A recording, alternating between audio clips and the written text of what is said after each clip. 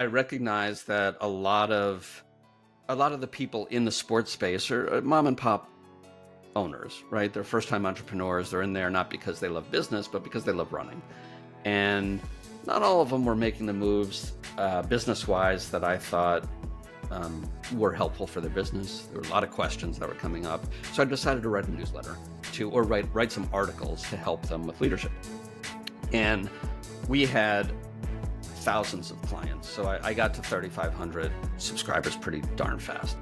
And then later on, probably 2022, year and a half, two years ago, I changed it from just sports leadership to just good company leadership.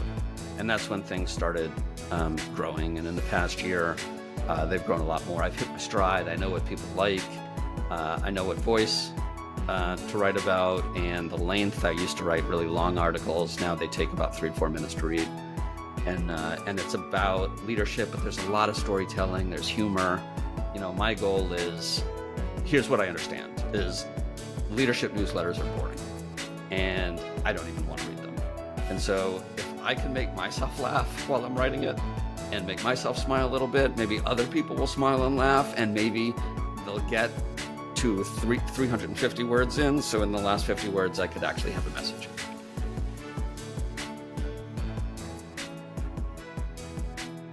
Hey everybody, I'm here with Jeff Matlow, who is a connection from a mutual friend of ours. Really excited to get connected with him. Had a great conversation with him on the phone a couple weeks ago. And he's a leadership coach, a business growth consultant, an executive coach, triathlon athlete, multi-exit entrepreneur. And you can find all his content on his LinkedIn profile or at his website, which is Jeff, bytitleonly.com. Bytitleonly.com. That's it. That's great. Well, Jeff, thanks for joining me. Thanks for having me. I'm excited to be here. It was really interesting. We talked originally on the phone about business and you selling businesses and all these things. And I may not have put this in the chapters that I mentioned with you, but you got to talk about this triathlete stuff. Like, how do you become a triathlete? That sounds brutal. It sounds brutal, and it is. It is brutal. I actually, I'm not sure if I've ever said this to a live audience before, but here we go. I got into it to spite an ex-girlfriend, and I was a runner. I was a fairly good runner, not great, but better than average. And I was dating a swimmer in college, and wonderful woman, but she was very competitive. So we broke up after college. She told me she did a triathlon, and I'm like, okay, I've got to beat you then. And so I did my first triathlon, the Rose Bowl out here in Los Angeles, Rose Bowl triathlon. And it started with a run, a bike, and a swim. First of all, I had no idea what I'm doing. So I start on the run, and I'm in the lead. And I didn't understand. I thought I was doing it all wrong because, it seemed everybody else had done triathlons before. And so I'm running, and I finish the run in the lead. And I get on the bike, and people pass me a lot. And then I get on the swim, and I could barely finish 400-meter swim. It was what is horrendous. 400 meters? Is that, how far is that? It's a quarter mile. Quarter mile. Yeah. So I got out, and I forgot about the reason why I did it, which was out of spite. And I realized that felt really good. Look at it's like 7 a.m, and I've already biked, ran, and swam, and I want to do better. And that was in 1992. And I proceeded on decades of triathlon. I got into long distance. So I've done Ironman and other assorted crazy type of distances. How do you, what the mental, I have 1,000 questions on this now, because now you've just kind of like piqued my interest, but the mental fortitude that you have to go through that level of training. Tell me about that. How do you get through those walls? That's most people ask, what's it like to do the race? Well, you're the first one who's really said about the training, because the race is just something you go and do, right? The training is brutal. And I've done two Ironmans, one Lake Placid and one in Arizona. And uh, the Lake Placid one, the first one, was a little different because I was training with my then girlfriend, now wife. We figured if we can train together through that, then we can probably live together for the rest of our lives. Um, the one in Arizona, and so far so good. The one in Arizona was in April, and so I had to train through the winter. Which, keep in mind, LA, it's not much winter, Yeah, but sounds awful. yeah, it was brutal. It even got down. Hold your breath. Got down to 50 degrees one morning. Yikes! How'd you survive that? It was hard. There's a lot of layering. But I found myself like I go at 6 in the morning during all of December to do 7,000-meter swims all alone. And it's not fun for me. And so you gotta, like, as long as there's a why, right? Anyhow is possible. And so I always had my why. I always had my 7,000 purpose. 7,000 meters. I'm sorry, I'm trying to do the math in my mind. How many miles is that? It's a Uh, couple, right? 3, it's it 4? 1,600 meters in a mile, so it's too many. Yeah, it's somewhere. Swimming. I mean, that's where I'd be dead. If I did this, I would die, and I would drown. I mean, the swimming would get me. But Yeah, the mental, so as I think about it, just the mental needs, the want to has to be so high to get right. past the mental walls of you're running, you jump on a bike, you bike, and then you swim, which is, it's very, this is why this is the shortest distance of all of them. It's the hardest it requires the most. It's also the most dangerous, feels like. Yeah. It turns out, so I was a terrible swimmer. As I said, that first quarter-mile swim, they literally, it was a pool swim, that one, it wasn't the ocean. They literally had to pull me, two people had to pull me up out of the pool. I could not even get up out. And I continued to be really bad at swimming. And then I decided to get a lesson. And in my lesson, we never even got in the water.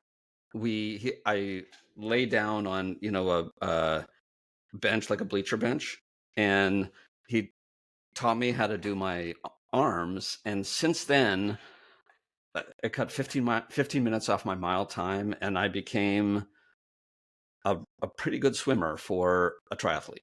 A really bad swimmer for a swimmer, but for a triathlete. But let me tell you, in terms of overcoming, the last Ironman I did was in Arizona, and it was the last April race they did. It was 50-mile-per-hour headwinds. So for 62 miles of biking, you got a headwind coming at you, and it reached 107 degrees. And when I did well in the swim, got out, the bike was horrendous. It was like the whole day was the hardest physical day of my life. And I got into the bike to run exchange, and it was like a war zone in there. People were laying down, there were doctors, there were nurses, people. It was the highest dropout rate of any Ironman at that point. And I'm like, listen, if I sit here, I'm not going to finish. And so I put on my shoes and I just started running at that 100. At that point, it got down to 105 or something. And I think about that often about, okay, how do you get through the tough times in life? And you can put down your head, square your shoulders, and go forward, or you can sit back and let it take you over. And that's when you find out who you are. How much did you enjoy the process too? Because you mentioned it earlier. I think life is the process. Like life is more Yes, process than it is game day. And I think completely. that's what I think the best athletes are the ones that embrace the process, embrace the practice, embrace what they have to do before they get to the game to succeed. Yeah, and that's life, right? Like, the thing that you're passionate about, you'll keep doing, and you will embrace the process to find whatever that reason is you're doing it. Now, competitiveness can only get you so far when you're nowhere near the front of the pack. And the So for me, it was just trying to improve myself and feeling good about myself. I love that feeling of I despise the 7,000-meter swims in the morning, but I loved having done them, right? I loved getting out, having showered, and feeling like I could. I've kicked butt on the day already, and the sun has barely come up, and that is a huge driver for me. There's certainly a high around working out, working your body to a maximum point of exertion, and then the backside of that, the result of that level of exertion. I think there's a high to it. The moments where I've been the most in shape after those hard workouts, there's something about it that is it will drive you. Yeah, but listen, you probably experienced this too, especially with kids, where you have to uh, make use of your time. You have to be as productive as possible, right? Yeah, if I they don't climb over me by the end of this podcast, it'll be a minor Would be a miracle, just miracle. so you know. I woke up at 4 a.m. this morning. The dog woke up, and so I took the dog out, and then I put the dog. The dog went back to sleep, and I'm like, I'm gonna start writing. I love writing. I write every day. I have a newsletter and some other things, and so I wrote for an hour and a half. And by the time the rest of the family wakes up, I feel great about what I've accomplished already. And so I think, yeah, athleticism brings that out, but a feeling of accomplishment, right? I think in general, you don't have to bike for 7 hours a day to do that. How do you Thank find God. that unique calling for you that you love writing, and what was the path for you to get there where you knew that space was where you needed to be?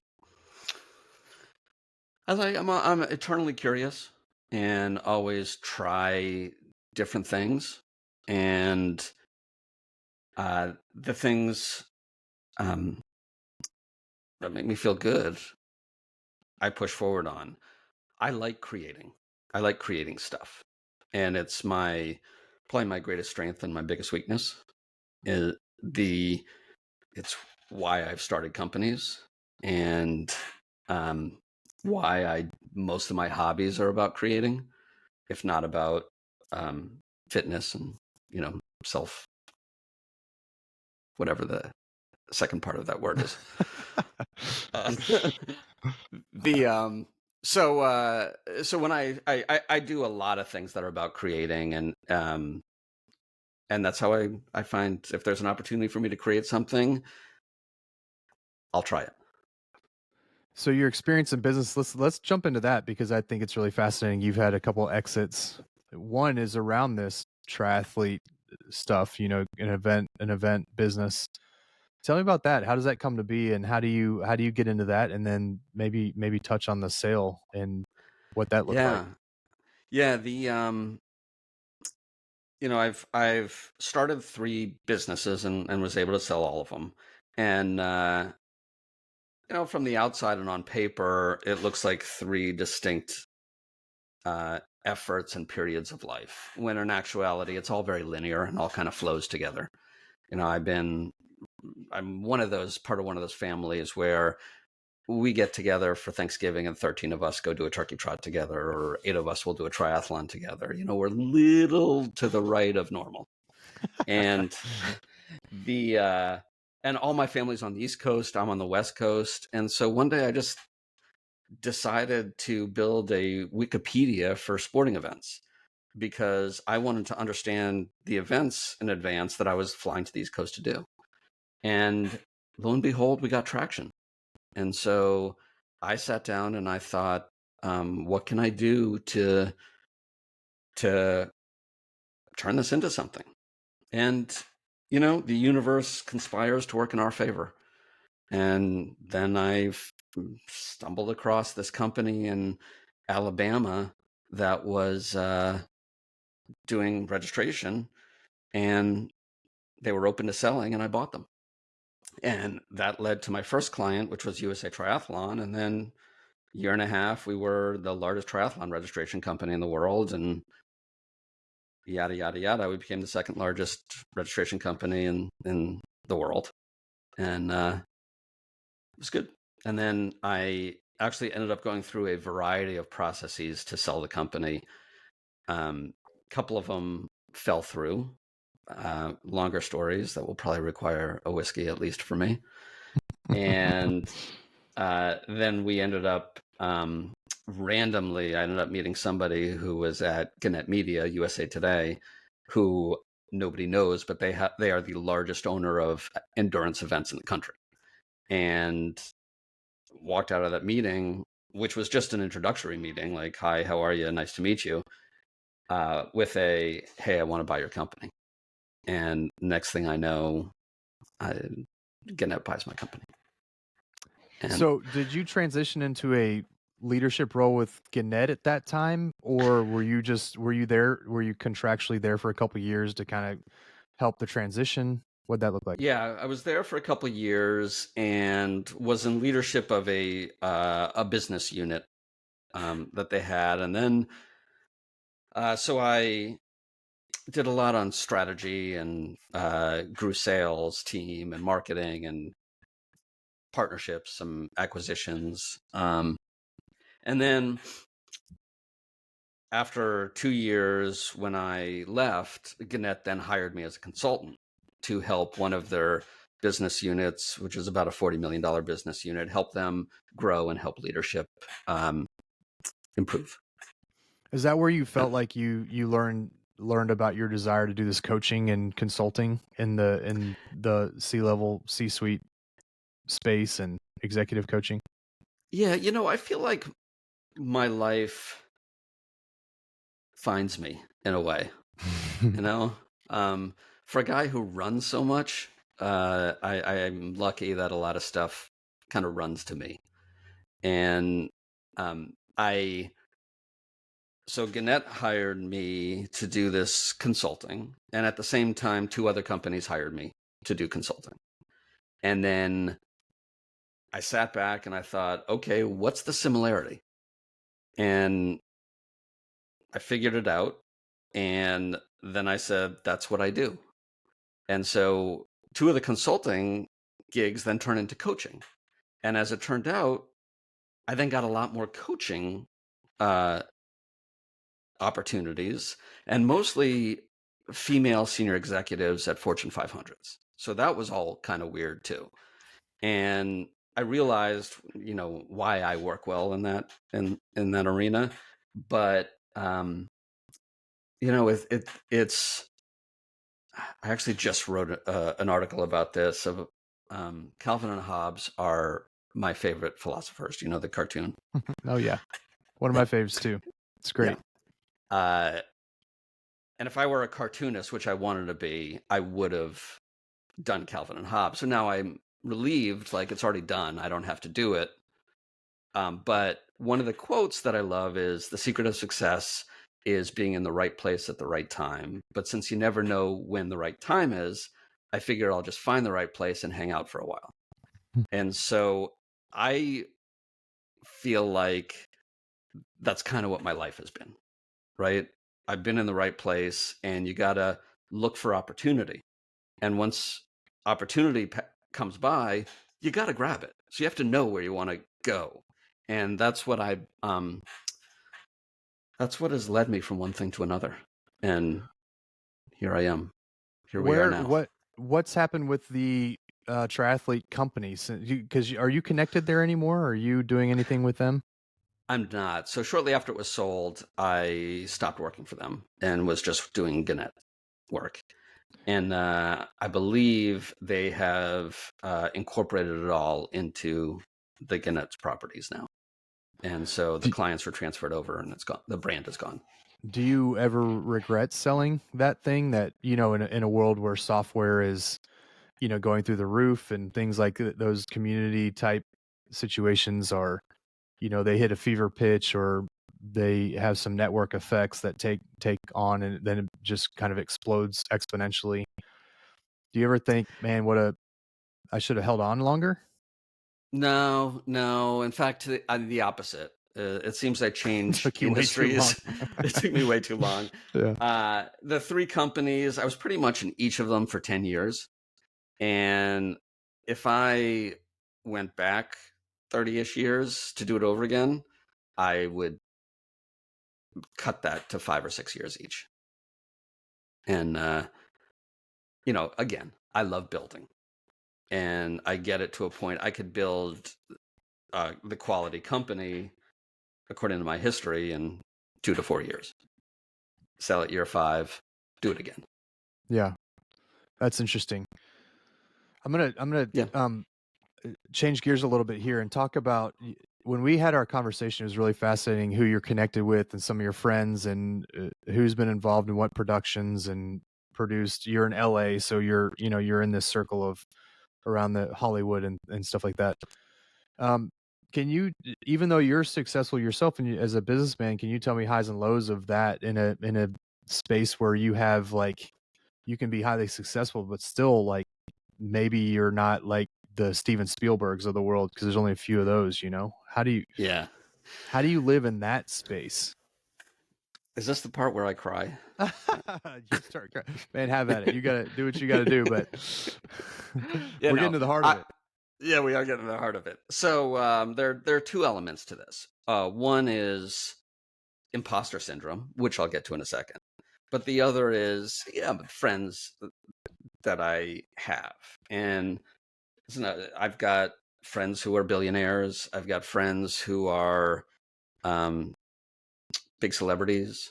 And I've got friends who are recovering addicts and poor and homeless. And, for me, it's not about status. It's about quality of person.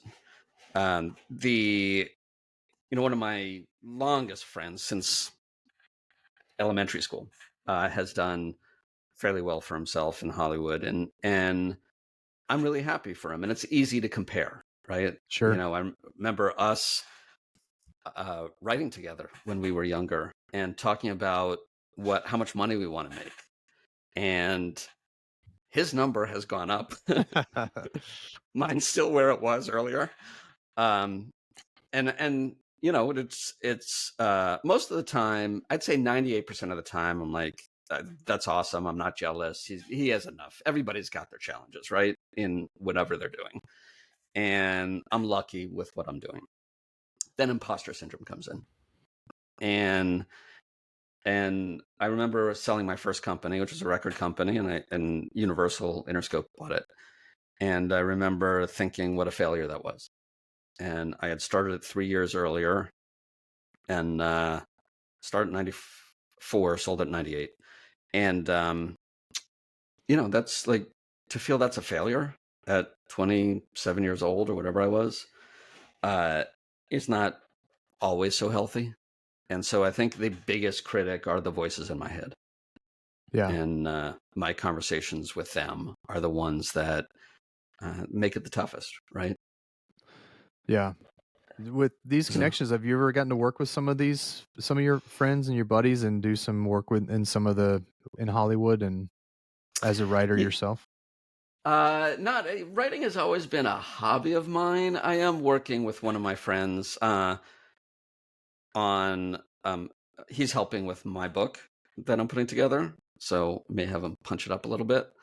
I've talked about doing podcasts with some of them, so just waiting to get I don't want to abuse the generosity, right? Oh man, abuse it. Abuse it. Yeah. Take advantage of it. These are friends, like at some point you're very humble. It's been fun to interact with you and to have our phone conversation a week or so ago. It was a great interaction. But I think, man, you got to use those relationships and tell stories and talk about friendship, and I think it'd be great. Well, if you watch, I don't know if it's in any movies, but it might be in a couple of movies. If you watch some TV shows, pay attention. Every now and then you'll hear a character named Matlow. And that's probably my friend that wrote it or runs it. Nice. Yeah. I love it. That's great. I look forward to seeing your face. I want to see your face like in something cool. Yeah. Maybe just show Well, up. Oh, there's Jeff Matlow. I had him on my podcast. here, now you said something cool, which this is not under that category, but I was a big Billy Joel fan when I was younger with my friend Mark and I, and so when he did was the video for, it wasn't Uptown Girl, but it was another one from that album, where he's on the Ed Sullivan Show, and we're in the audience. So I'll send you the link Oh to man, that. that's awesome. That's so cool. Yeah, yeah, it's like the 15-year-old me. That's so cool. I love it. Well, Billy Joel, he was still popular when I was growing up too, because you're not that much older than me. But he was I'm kind of 22. maybe waning. Yeah, I'm 12. Uh, that's what my wife says my maturity level is. It's a 12-year-old. Yeah, yeah. Which, and I've told my daughters actually, I have 3 daughters, and I'm like, hey, boys never get past 12-year-old maturity. You just got to understand that. So when you're 18 or 20 or 25 and you're picking out a future spouse, just know that they're going to have the maturity level of a 12-year-old. It never gets better than the Yeah, boys picking on you at 12 years old. it never does. Yeah. And I think my wife is referring to me more in the 7 and 8 range. So the good thing is I have some maturing to do still. Yeah, 12. Yeah, 12 is the max. Like that is Yeah. you've reached the Yeah. pinnacle of the maturity. You got to tell me about this newsletter stuff. I find newsletters really fascinating. I think more people ought to do them. I do a terrible job of consistently writing mine. I did mine for I was doing it for a couple weeks. I do it one at a time, just kind of building in public, telling people what I'm doing with my media company. I haven't written one in maybe a month or two. It's really stupid. It's really bad. And I only have a couple dozen people in my list, but you have thousands. And it's really interesting to hear how these are built, because I think they're all built differently, but the core value remains that you speak to the customer and your customer wants to read your content. You're going to grow that list. So tell me about the growth of that. Yes, it's called, it was called by title only. I've recently changed the name to the best leadership newsletter ever, I saw it because, on LinkedIn. Yeah. yeah, because nobody had that name. And whenever I search for newsletters, I'm searching for the best leadership newsletter. So I now, if you search for the best leadership newsletter ever, you will see me right up top. You own that category. I own that category. It actually started off with my last company, I Am Athlete, the one that we were talking about in the sports space. And it started in COVID. So, I was in the event business, in the sporting event business. COVID comes along, the event business stops. March 16th was the day all the revenue stopped. And I recognized that a lot of the people in the sports space are mom and pop owners, right? They're first time entrepreneurs. They're in there not because they love business, but because they love running. And not all of them were making the moves business wise that I thought were helpful for their business. There were a lot of questions that were coming up. So I decided to write a newsletter or write some articles to help them with leadership. And we had thousands of clients. So I got to 3,500 subscribers pretty darn fast. And then later on, probably 2022, year and a half, 2 years ago, I changed it from just sports leadership to company leadership. And that's when things started growing. And in the past year, they've grown a lot more. I've hit my stride. I know what people like. I know what voice to write about, and the length. I used to write really long articles. Now they take about 3 or 4 minutes to read. And it's about leadership, but there's a lot of storytelling. There's humor. My goal is, here's what I understand, is leadership newsletters are boring, and I don't even want to read them. And so if I can make myself laugh while I'm writing it and make myself smile a little bit, maybe other people will smile and laugh, and maybe they'll get to 350 words in. So in the last 50 words, I could actually have a message, and maybe they can learn something. And it's been working out.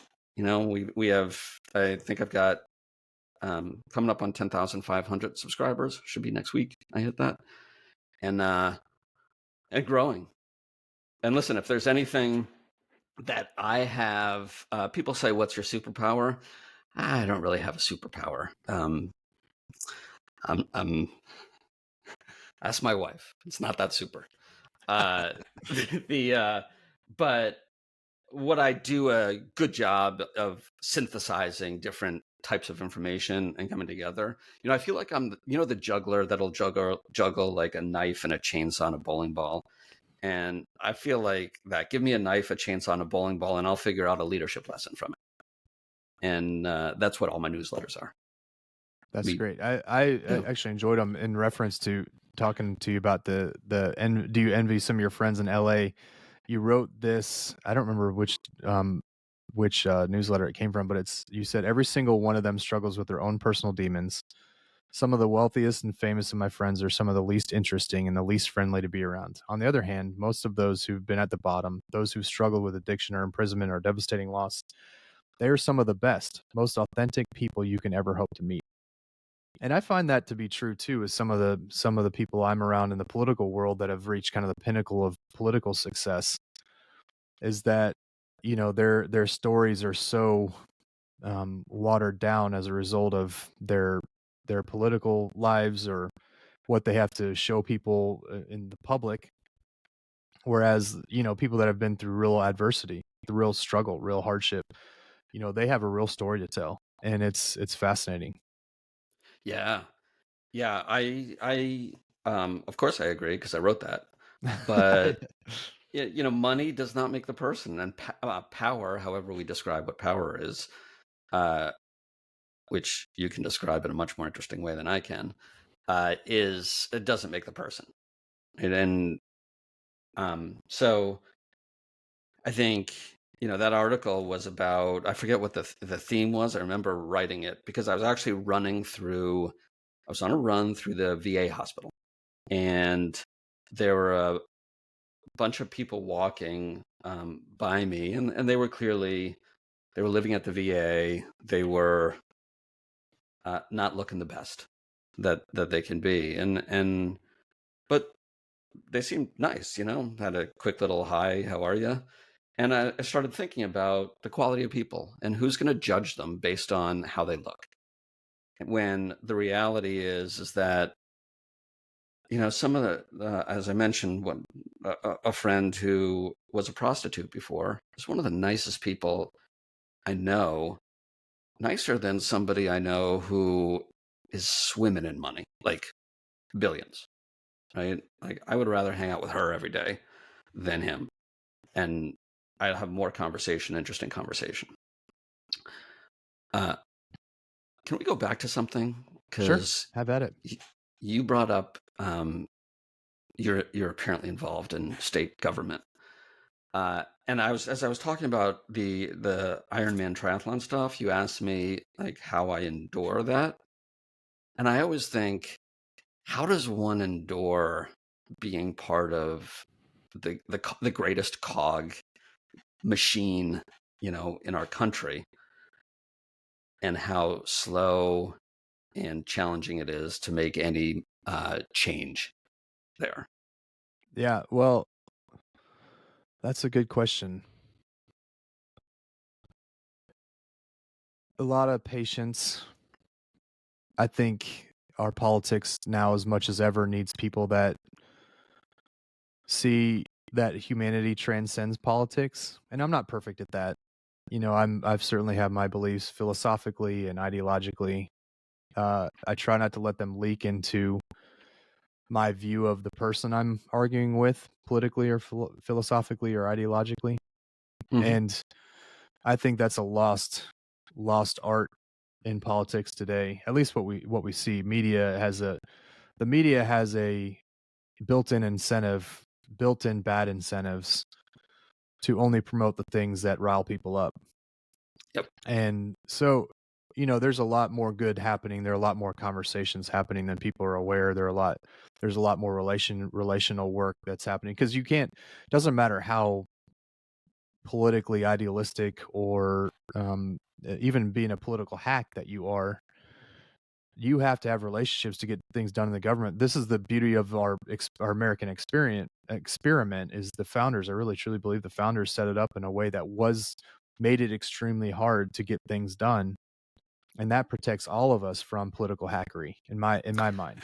On the other That's hand, it also makes it, if you get to a point where you get really jaded and we get into a spot where people refuse to work with each other, it can create real problems.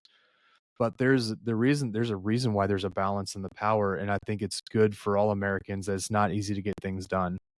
It requires us to be relational. It requires us to work with people we may not agree with all the time. And there's a beauty in that that's really good for our country. I don't want to get into this too much, but I am curious. Does the divisiveness that seems to be on the federal level leak down? Do you find it on the state level? Oh yeah, I think states are a microcosm of DC in ways. Now it's not as bad. DC, I don't know. Another beautiful part of our American experiment is that we have federalism and that there are 50 state experiments across the nation, Yeah, and that we have the authority as states to do our own thing in the areas where the federal government doesn't have the obvious authority through federal legislation. So it really creates these hotbeds of experimentation and innovation, and the economy that we share. It's really a masterful economy. It's the best of all the worst options yeah, in yeah, political speak. But it's a very the system is set up in such a beautiful way, in my opinion. And DC's a mess. It requires people sitting down and saying, I'm not gonna ruin your career or your life or whatever because I disagree with you. We're gonna sit down. We can have vehement and passionate discussions about our differences, but at the end of the day, we got to come to some conclusion, like on the federal debt, or what are we doing foreign policy, right. or do we need term limits? Are people, do we need 90-year-olds running the greatest country or the most influential country in the world?